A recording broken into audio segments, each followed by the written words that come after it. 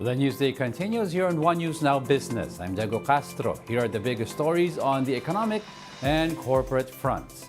President Bongbong Marcos has ordered to suspend the implementation of the Maharlika Investment Fund.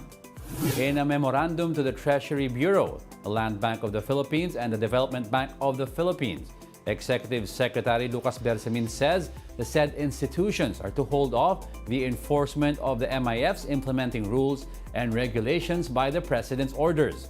Bersamin says the suspension stands pending further studies of the implementing rules and regulations of the Maharlika law. The DBP also confirmed via News 5 that they have received the memo. The suspension comes on the heels of President Bongbong Marcos slashing Land Bank's dividend rate to 0%. The Land Bank and the DBP have initially sought regulatory relief from the Bangko Sentral after contributing a combined 75 million pesos as seed money for the MIF. The regulatory relief would allow the lenders time to restore their capital and keep their capital equity ratio from dipping below BSP requirements. Now let's dig deeper into this Maharlika suspension with Foundation for Economic Freedom President Calixto Chikiamco. Good morning, sir. Thank you very much for joining us. Good morning for inviting me. Okay, sir, let's get right to it. First of all, we'd like to get your reaction on this suspension order and why is there a need for further study? Well, they probably rushed the IRR. They put themselves in a bind, because they asked for regulatory forbearance. DBP would have been in breach of the regulations of BSP. So probably BSP would grant that, but on conditions they stop lending. The optics don't look good. They'll be appointing very highly paid managers at the same time that they would be stop lending to farmers or to industry. So I think they rushed the implementation. What they should have done probably would have been to ask DBP and Land Bank to pay the capital in tranches rather than a one-time contribution. Okay. So if that were especially the fact that the MIF has not been organized, they don't have a business plan, they will not be able to do anything with the money. Okay. Pero, sir, kindly enlighten us and for the benefit of our viewers, can you explain to us the capital requirements for the state banks involved in the Maharlika and what does the violation of these requirements imply? Well, I think it is about 24% of their. The regulation is that if they have an investment, it would be deducted from their capital. No. Okay. So I think in the case of DBP, they would be contributing 25 billion, and this would impact on their capital requirements. No. Okay.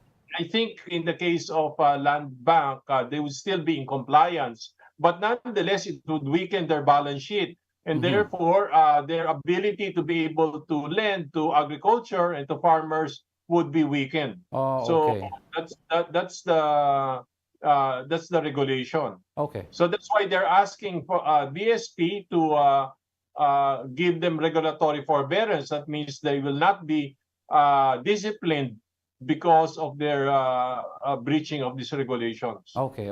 And Land Bank dividend rate also slashed to 0%. Now, what does this move imply? It implies that they need capital. They need to rebuild their capital. Instead of remitting the money to the national government, it will be reinvested as a addition to their capital stock. Okay. And sir, the DOF Secretary Jokno, who will serve as chairman of the Maharlika Investment Corporation, expected this to be fully operational by year end. And he was also formerly the BSP governor. Now, do you think he wasn't able to foresee any of this? Well, you could see that they didn't do due diligence and they didn't do staff work, no? So I don't know if he foresaw or not or didn't, but they didn't do their homework. Okay. And Rappler asked also the DBP CEO Michael De Jesus whether the suspension would mean that DBP gets back its 25 billion contribution to the Maharlika Fund. He says that's also a question they're asking. But sir, do you think that this is possible at this point? Can the same be done for Land Bank? I don't know. Most probably, as I said, what they will do is to return part of it. They'll probably do it in tranches rather than one big contribution. Okay, and what should this review look into, and what should the government do at this point to address the issue? Now, should there perhaps be, sir, a revision of the IRR, or do you agree with the Supreme Court petition that the Maharlika altogether should be deemed unconstitutional? Well, I don't think it's unconstitutional. But my position has always been that there's no additionality. There's no need for the MIF at this time because we're not a surplus country. Our fiscal deficit Okay. is still quite large. So there's really no need for the MIF, no, as presently constituted. But that said, we already have a law, so they have to make sure that it is well managed, and I think that they have to revise the IRR. I mean, I think what they should do is really not rush things, do their homework before they come out with this kind of policies. Things like, for example, even the price cap on rice. I think that was they didn't do their homework on that one. That's why they had to withdraw it after a month. Okay, so it seems like everything was rushed. Well, thank you again, sir, for your insights. Unfortunately, that's all the time we have for this morning, but definitely we'll keep in touch with you. Foundation for Economic Freedom, President Calixto Chikiamco. Good morning, sir. Good morning. Thank you. We'll be back with more stories after the break. Keep it here on One News.